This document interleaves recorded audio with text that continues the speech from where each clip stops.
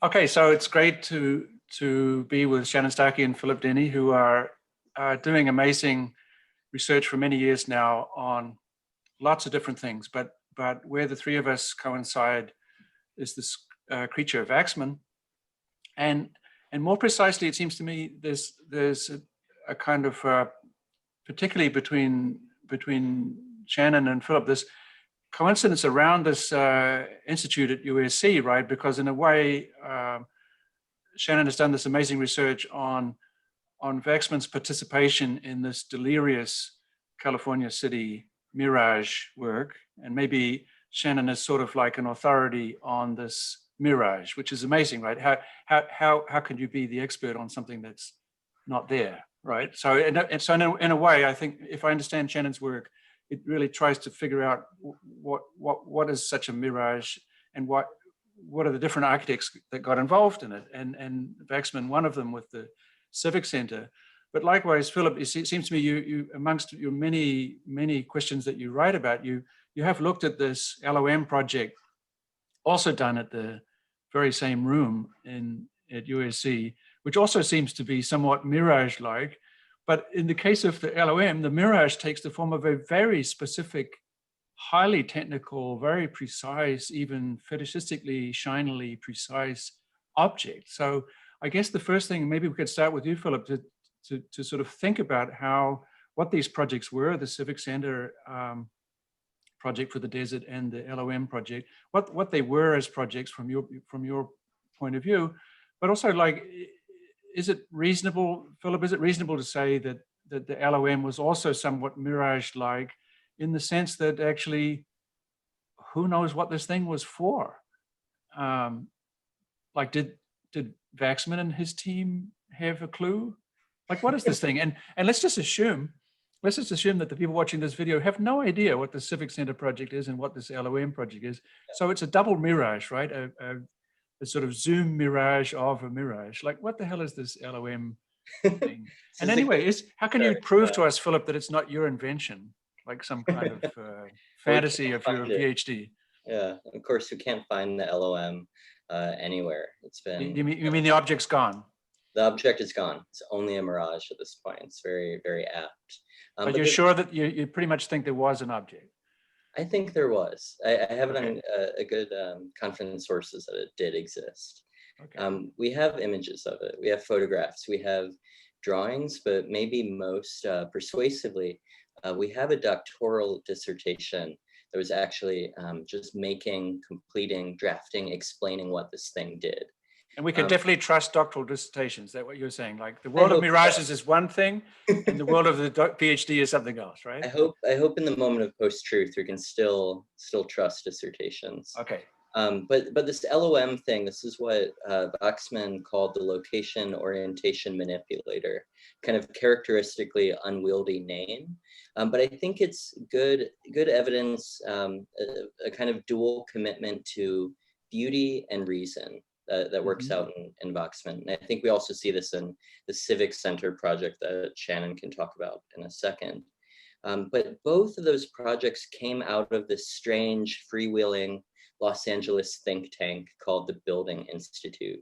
This was in the University of Southern California, and it was set up around 1967. It was, in a sense, Wachsmann's kind of final chapter, his last act as an academic, as an architect. But in a way, it was a think tank based around a very nebulous idea, like a kind of technocratic Bauhaus. Nominally, it was focused on problems of building, but for Wachsmann, questions of building were literally universal. They were encompassing all of time, all of space. It was truly everything. There's nothing outside of building for Wachsmann. So in that sense, the LOM was this kind of magic mirage machine. It was supposed to be an idea for a world in which buildings were robotically assembled, in which from the factory to the construction site, humans never laid hands on building, fully technologized, fully automatic, fully automated in that way. So you mean it's a mirage maker rather than a mirage? I mean, like it's something. We haven't yet said what this thing is, right? But we're taking your word for it that there is such a thing. So there is this thing that will not just robotically in the sense of like carrying out instructions of a human, but somehow will make whatever building is. Like so it will be the maker of buildings, or is it that buildings have gone and there's something else happens? I mean, that's kind of the question. Officially, it was billed as a means of studying the kinematics of construction.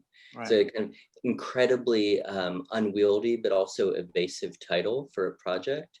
In simple terms, it was really just to study the physics and mathematics of how objects move through space. So even in this moment, this incredible machine couldn't be pinned to making buildings. It couldn't be pinned to a very small problem. For Wachsmann, it was an all-encompassing device with all-encompassing possibilities. Right. I mean, we have to sort of stitch back to Shannon, but just to understand a little bit more what you're saying. It's amazing what you're saying because, and it resonates, it seems to me, with Wachsmann's philosophy that building would be the movement of things in space, right? So a building would not be like floors, walls, windows, and so on the ground. Actually, the ground, is not really a player, right? You're somehow in the air, and if you could understand the way things move, like in space or time, then whatever is building could be somehow generated by this thing. It sounds like the sort of dream object for the kind of parametric generation, like kind of magic toy that would, without any would offer no friction, right? There'd be no friction between thinking and making. Which would mean also kind of super classical fantasy, right? That thinking would be making and making would be thinking. I could sort of think something into being through this machine that just knew how things move. Right, so that's why it's LOM. Is that getting back to what you called the unwieldy name, right? Exactly. I mean, the thing that's remarkable about LOM isn't necessarily the robot or the machine itself. It's these incredibly powerful images that were made of it. So I think the engineering, the machining, all of that notwithstanding, the real remarkable fact is that the machine is so apparently beautiful. The idea is beautiful, the ambition is beautiful, but the photographs are incredibly striking. Right. So we can look at images like the multiple exposures of this LOM thing moving through space. There are multiple exposures that capture fluid movements in abstract black space. It's almost floating. And I think it gets to exactly what you're describing, which is when Wachsmann redefines building as motion and energy and time and space, he's Right. holding up the LOM as the kind of charismatic machine that's producing an image that he has in mind. So fluid movements floating in space, untethered from the world. Okay, so you're very successfully producing yourself an image of an unbelievably interesting project, right? I want to see, Shannon, does that sort of resonate? Are you also able to say from your perspective that the Civic Center project had in common that it was a highly technical instrument, right? It had a very particular performance and was, as it were, ruthlessly analyzed and ruthlessly presented. But it also had a kind of, I'm just repeating a little bit Philip's words, it had a sort of shocking beauty to it and a kind of almost infinite possible use, right? Where any decision, any discussion, any kind of democratic process could be enabled by. So again, I suppose if I was to really sharpen my question, it would be to say, could you describe the Civic Center as an LOM, like a prototype, like for a kind of device, not exactly a building, but a kind of device that allows for the movement of things in space and time and energy, where that's understood to be what architecture really is, right? So you don't make a building, you make a kind of hospitality to possible movements and collections and so on. Does this resonate with your research, or it's a little bit different angle you have? Yeah, absolutely. I think, let me see, where should I begin? So we start back in the Institute often, this institute has talked about this very speculative thing. It's a think tank. It's all this kind of imaginary fantasy, Right. but Right. actually the output was very real. So I talk about Wachsmann is doing this project for a city that doesn't really exist, that's not going to be realized, and yet he is obsessively focused on making this thing very tangible, right? And it's not produced on site, it's produced in the lab, in the institute, right? So I think there's this weird relationship between the highly speculative and the highly real that happens in Wachsmann, and with this project in particular. And I think in terms of the design, I think that is true. It is a kind of media system for the input and output, and that the architecture, we could think of the architecture as being this kind of ethereal, cloud-like movement of information and flow, etc. But at the same time, it requires this highly specific, tangible, and literally concrete infrastructure to make it happen, right? So Wachsmann talks about, when he talks about the building specifically, he references things like it's massively expansive, it spreads across acres and miles. The reality, of course, is it's this super tiny little building with a giant antenna, and it's the signal that spreads, but it's all enabled by this very material object. That you can't get rid of it. It's still there, and you need it, because that's the whole kind of system that makes that cloud possible. Yeah, it's amazing. I mean, as you say, that to float, to be like a magic carpet, as he says, there have to be these unbelievable forces under the ground, right? So it's really operating under enormous stress. Like he's taking engineering to its limits, I guess, to make this, to sort of exert a huge amount of force so that there would be almost nothing to see, right? So you kind of have to work so hard to get an almost zero, like a 0.001, so that you can be in an intimate relationship with signals, right? You can, so somehow the physical world has to be, I mean, I'm just echoing back to you a little bit. You have to sort of, as it were, exercise great force on the physical world in order to leave the physical world behind. And if that's true, and I think it's very true of that project, but it sounds, learning from Phillip, it sounds to be true of the LOM as well. Like there's a way you have to engage with the physical world in order to, in a certain sense, transcend that world, right? So that the physical world acts as a kind of portal, let's say, and I think there is the sense, when I don't know so much about the LOM, and so every time you say something about it, I'm really captivated, because it also looks a little bit like a drawing machine, right? When you see this, it's sort of, it's almost like the figure of the architect is substituted, drawing in space, substituted by this machine that makes these drawings where the lines are the thing, like become the thing, and exactly like with the Civic Center, the thing itself is like unbelievably fetishistically, thought through. And yet, getting back to where we started, these two mirages. So now we learn that actually to make a mirage, you need to do a lot of physical work, right? You have to kind of really, mirage making is hard work, right? You can't just, and yet both projects sort of disappear, right? The Civic Center doesn't get made. The LOM, it's apparently lost. We just have to take Philip's word for it that it exists. And then to which he'd say, no, people I trust told me that it does exist. That doesn't sound very trustworthy. Or we could say, let's look at the films. Ultimately, we have to look at the PhDs. So you guys become the arbiters of truth, which is a pity, by the way, because that takes away from PhD scholars the pleasure of making mirages, right? You kind of have to always be. But so here are these two things, and it seems to me something you said, Shannon, resonates a lot. That I would say pretty much every project Wachsmann ever did had the qualities that you were describing. These two projects that are coming towards the end really make that polemical, right?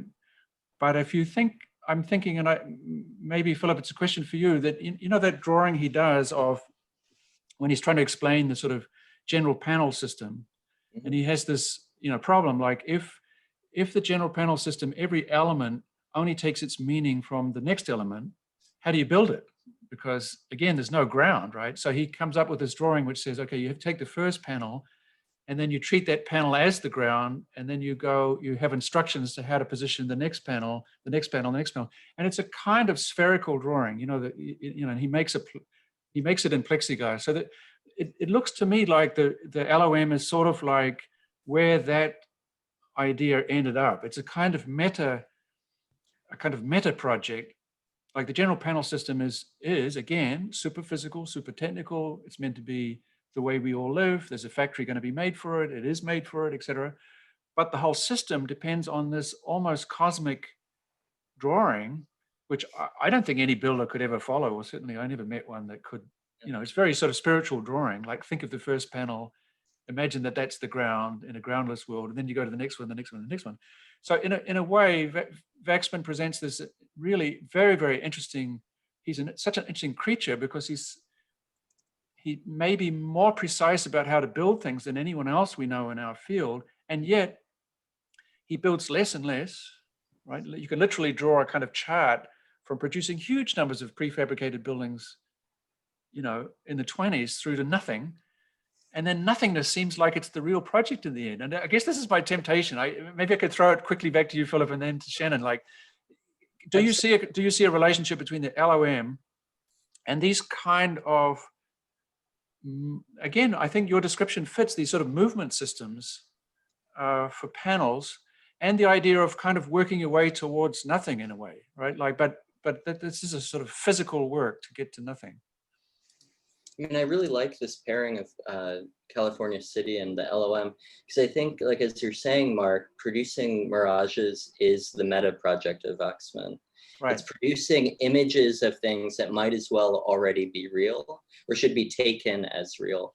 And I think the power in that is that it's so persuasive, it's so powerful, it's so charismatic, that these images or these proposals of another architecture or an anti-architecture are somehow beyond reproach already when they come into the world as images, as visions. Right. And I think that's the idea in Wachsmann, that these artifacts could, these images could inspire the world to move in a new direction.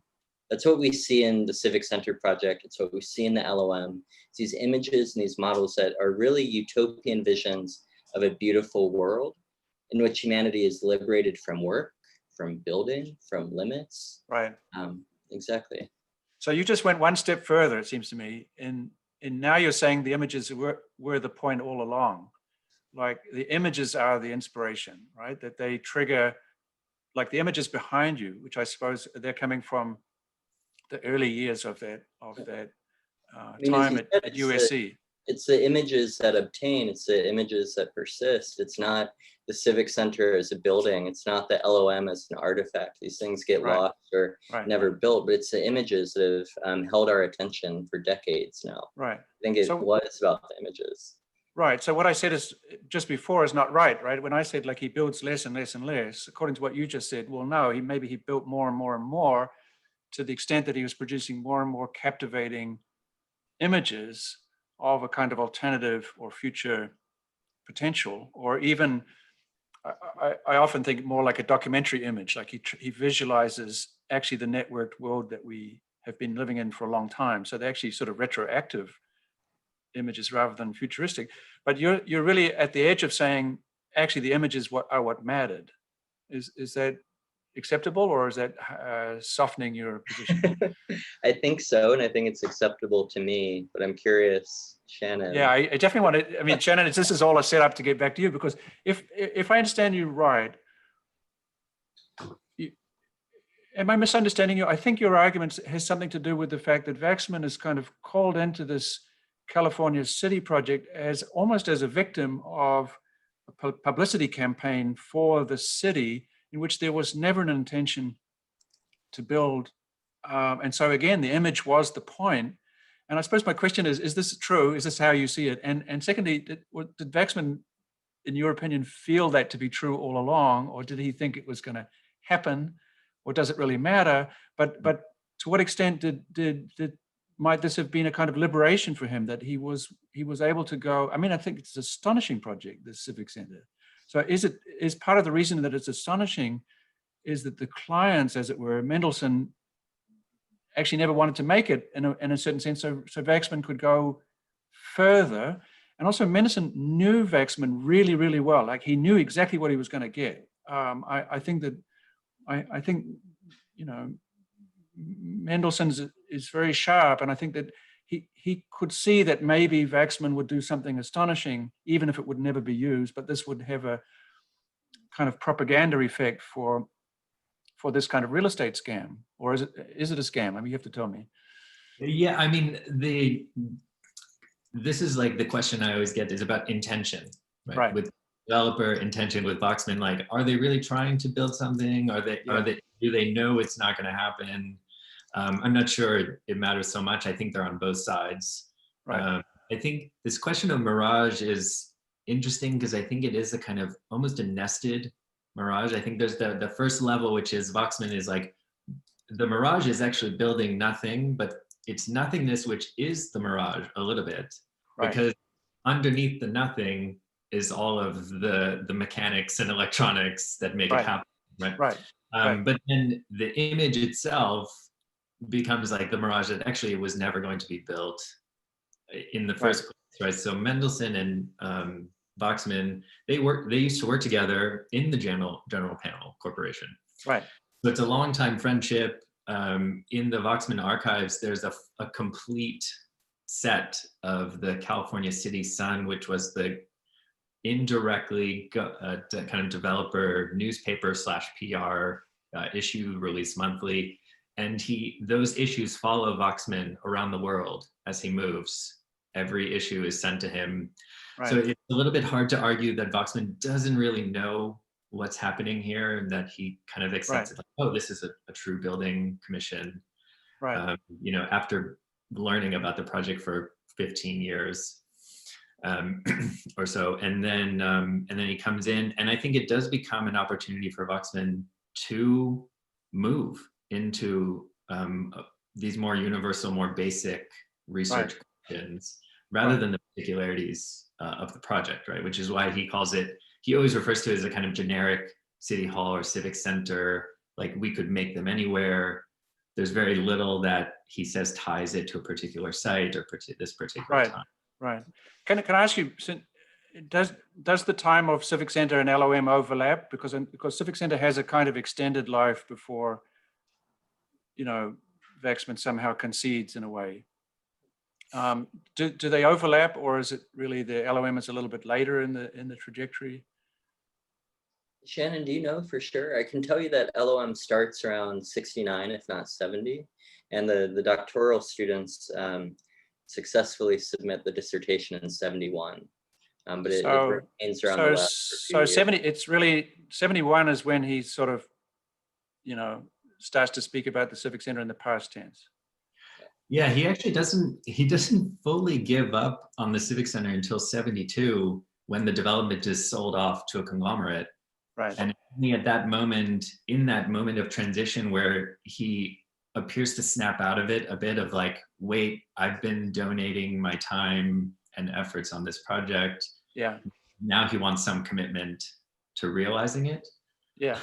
So you can sort of sense where, I mean, this sounds right to me. And I love the moment where, in a way, Wachsmann allows an image of the project without the antenna to be published. So he starts to concede piece by piece. But of course, the antenna is not just one piece. Without the antenna, the project's not the project, right? So in a certain way, that's why I see the concession in 71 and maybe the final defeat 72. But there's a temptation to see one project as the continuation of the other. I mean, again, just staying with our early thoughts, which brings back this question of television, since obviously television is central to the Civic Center. It's essentially a TV receiving, transmitting platform. It's positioned it's kind of positioned in an electromagnetic space, which is why he has to work so hard to disconnect it from the ground with all of this heavy forces we were talking about before, so that it could be up there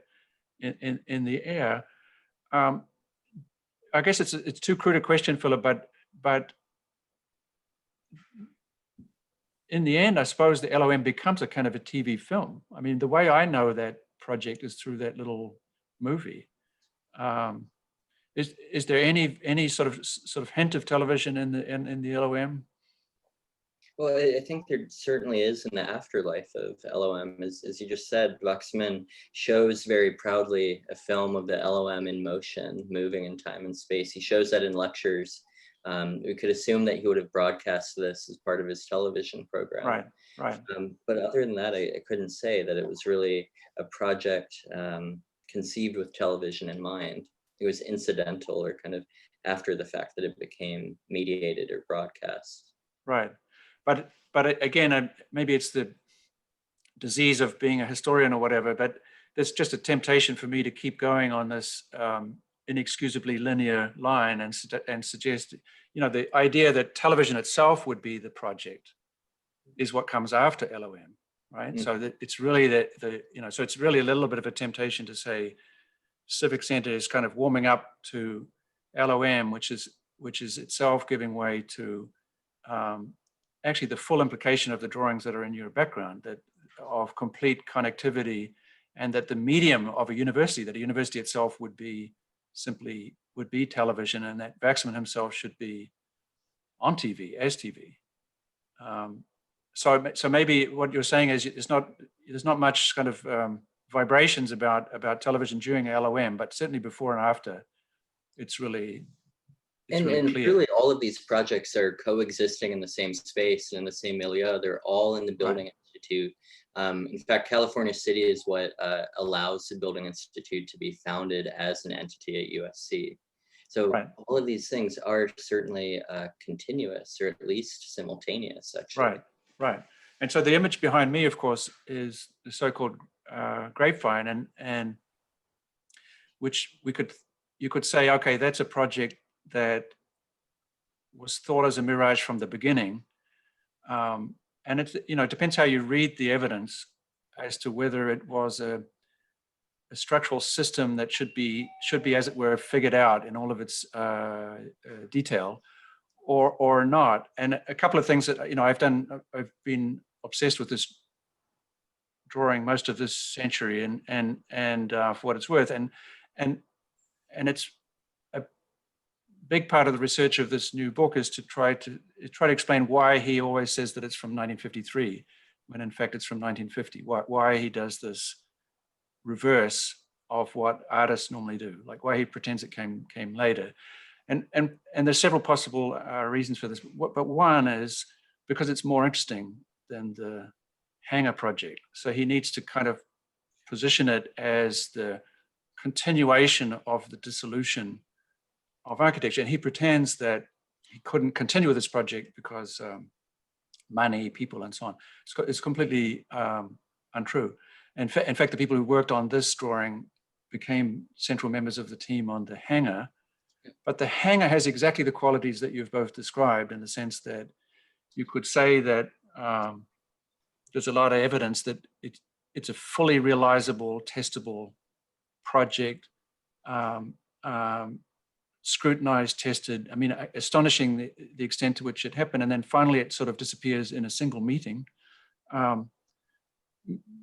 And I respect very much Shannon's allergy to intentions, right? Like, it's not about like what did Wachsmann really intend, but I think to some extent he was in a kind of delirium of a military fantasy that in the military concept, his ideas could be taken to their limit. And so he could imagine the biggest building in the world that would be almost nothing, and could be dissolved and rebuilt and reconstructed.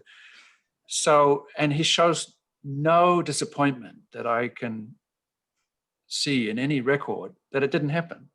Because, getting back to Philip's point, it did happen in the sense that it was the single most, the hangar was the most, let's say, inspirational image of the so-called space frame. It just almost devastating, its impact on the field. Everybody was affected by the hangar, even if Wachsmann is forgotten. But this image in distinction is always imagined to be unbuildable, to be in the world of fantasy, in the world of extreme. So architects, I never met an architect that didn't fall in love with this image immediately, but also fall in love with it as a kind of exotic, unbuildable thing. But actually, there's nothing in it, or nothing less practical in it than the rest of the work. So this has been a long kind of circle around, but let's just say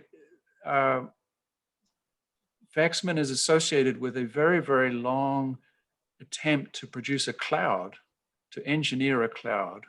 And if you're going to engineer a cloud, you're going to be both technical, even technocratic. And there's a lot of sort of technocratic ways of thinking in organization and kind of Excel spreadsheet mentality in Wachsmann, right? But there's also the cloud. There's this sort of unbelievable romance and diffusion.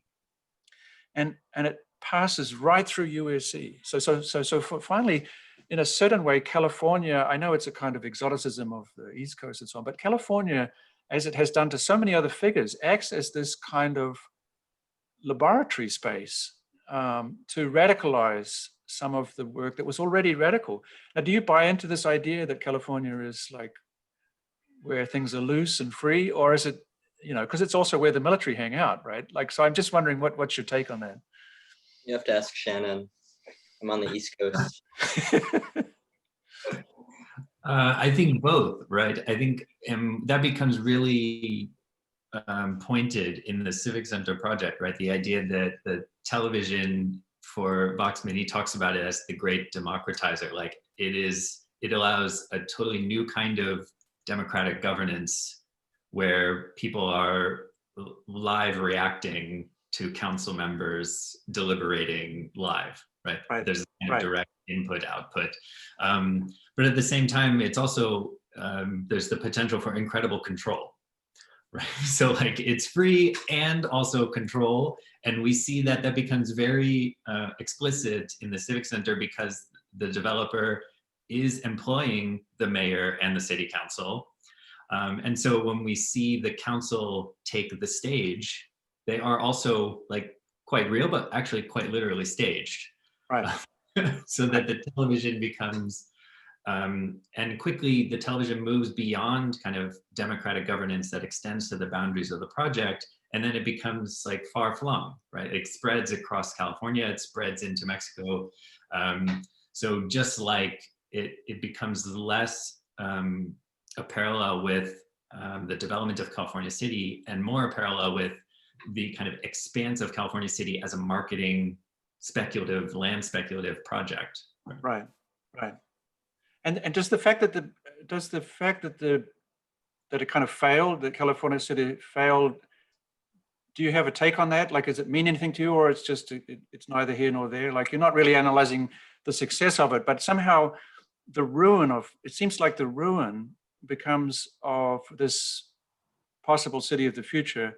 The ruin is so eloquent as a kind of, you know, there you are doing kind of your sort of PhD research on a kind of recent ruin, the ruin that has embedded in it desire of different kinds, right? And so in a way, it seems to me it's a fantastic subject for a PhD because architects are kind of called in there to you know, almost you could say the desert acts like the blank page that architects dream of, like a place to architects think of themselves as a kind of water, right? That their presence there will irrigate and everything will flower, but one by one they all fail. I mean, you know, you've done your Venturi and Scott Brown are going to displace Wachsmann somewhat violently, and with better flowers, right? And right. But one by one they come and die, like as architects, and they leave with their images and so on. But the thing itself then goes back into the desert,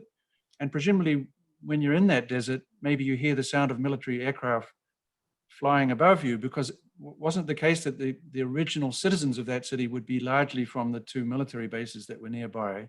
So once again, you find Wachsmann in this relationship, and he and Mendelssohn have you know, worked during and after the war on military projects. And so is it, or surely for the three of us, it's this urgent kind of political question that television is the image of a radical democracy, but it's also the image of a society of control. And I think, Shannon, you said it so beautifully that Civic Center has that already, both sides of that somehow scripted in there. It's a bit crude, Philip, but the kind of politics of Wachsmann, they come up for you too in your research? Absolutely. I think the question of Wachsmann's politics, it's so undecidable and in a sense ambivalent, but I think it stems from something like a universalist attitude that pervades both the political prospects of his work, but also the design thinking. I think his universalism is kind of naively humanist, but in a lot of ways it's somewhat misguided. So like in the early 70s, when he defines building as a movement of matter and energy and space and time, he's also eliciting a vision of a future society that's without race, without gender, without class, without religion, without nations. And I think on the one hand, this is clearly his universalist mindset, but at the same time, it seems to me like a terribly inhumane or inhumane vision of society in the end. Right. So this remains a question for me, the kind of undecidability of Wachsmann's politics. Not to say his motivations, but I think they're kind of two sides of the same thing. Right. Do you feel the same way, Shannon, or similar?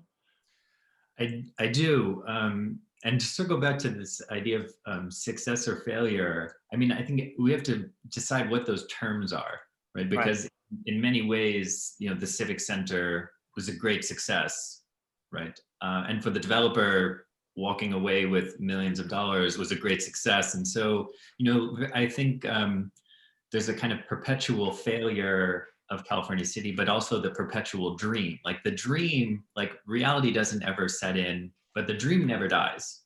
Yeah. Even after Wachsmann leaves, Venturi comes in, they leave, the Frank Lloyd Wright Foundation comes in, they leave, like Dim Jim comes in. Yeah. Like, I just want to add to that, because this is a through line not only in California City, but as well the hangar projects, LOM, every other one of these projects that we count as failures are actually quite successful research projects in the context of the post-war university. Wachsmann was able to garner funding, to garner support for his work. And again, I think that's a way of seeing this as a success. Yeah, no, I totally agree with you, Philip. And I think, I mean, it would be uninteresting that the three of us, or even 100 of us, would act as it were referees deciding on Wachsmann's politics. More the issue is what is the politics of our reaction to these material. One of the reasons that I wrote this book without any personal pronouns was to try to portray Wachsmann as an effect, actually as a TV program. That if you just think of architects in general as TV programs, and so you think of the Wachsmann program, then you presume that there are like lots of people who are producing that program, and you don't imagine that the protagonist necessarily has in common any of the emotions or politics associated with the program. And I think this is doubly necessary in Wachsmann's case because of this philosophy of teamwork and interactivity and network. So the idea of the individual, in this case Wachsmann, it's kind of an effect, a media effect. And then the question is, what's our feeling about the politics of that effect rather than some imaginary, I mean, the personal story is extraordinarily interesting, and it's a story, I think, of someone very wounded by the cruelty of human to human. And yet, as you say, Philip, all of the discourse uses the word politics a lot, but never do we hear about race, ethnicity, gender, and so on, despite the fact that the traumas, if we get into the specific traumas of this individual, they are all traumas of race, you know, particularly, and supposed ethnicity. So the question is more like the sort of general, you know, the politics not only of Wachsmann in terms of the projects, but what you just described, like this astonishing media production of a set of kind of remarkable projects that have been sort of lurking around without being subjected to real sort of forensic examination. And it seems to me that's the kind of work that you are both doing now. And I think presumably if we were to have this conversation a year from now, it's going to be a whole different conversation because your research is ongoing. And I think that's interesting that Wachsmann is, as it were, alive and well in the imaginations of scholars in architecture right now. And I think the obvious reasons, because the Wachsmann is almost the name of a certain kind of connection to questions of connectivity, democracy, engineering, and so on. And certain figures at certain times resonate with issues that are urgent. And I think Wachsmann is one of those. This is why, by the way, it's kind of ridiculous to end this conversation, but we have to, because we were supposed to only go for half an hour. I could talk for hours, and I think the work is amazing, and I hope people pay attention to what you guys are doing and thinking through, and also just to warn the audience that we're just touching a very, very small part of the work that Phillip and Shannon are doing, and even a small part of that small part. Whole worlds unfold there. And I think, just as the images behind us are sort of intricate, precisely what it means, a PhD, is sort of intricate, layered, complex work. And so we've made a kind of vulgar conversation here that should be Mission Impossible wise disposed immediately after people listen to it, and they should rush to read your work. I got to say, it was fun for me, and I think it's brilliant work. Congratulations, and hope to see you soon in what they used to call the real world. Thank you so much, Mark. See you later. Bye.